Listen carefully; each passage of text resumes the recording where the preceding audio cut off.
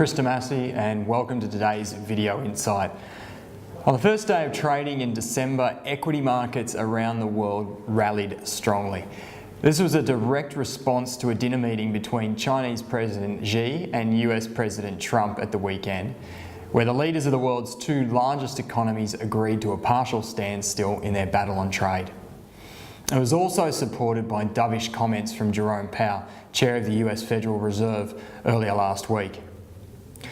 With the risk of a trade war subsiding for now, and the path of interest rate rises looking shallower, broad stock market indices around the world shot up. So in Australia, shares were up 1.8%. In Asia, Hong Kong's equity market gained 2.5%. The Chinese market rose 2.6%. Germany was up 1.8%, the UK up 1.2%, and in the US, the share market was up 1.1%, and tech stocks were up 1.5%. If you read the headlines, you probably know all about this already. But do you know which equities didn't go up?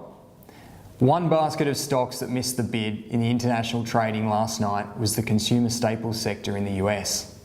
Instead of joining in the positive reaction, stocks of consumer staples companies were down slightly on the average. These companies include those that sell packaged food and household items, usually under marquee brands on the supermarket shelves.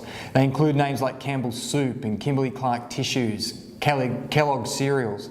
Open your kitchen and your laundry cupboards and you'll see many more. These are the same stocks that were quite resilient when the equity markets experienced a rotation away from emerging markets like China and parts of Europe and into these so-called defensives that are meant to act almost like bond proxies and safe havens. They're the same companies that have continued to experience deteriorating fundamentals in the most recent earnings season. So we think that these stocks remain expensive at a time when their businesses are challenged and declining.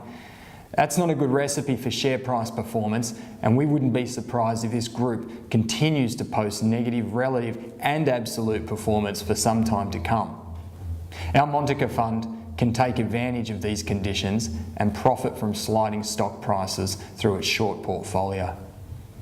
Thanks for tuning in today, and remember, follow us on Twitter and on Facebook. Thank you.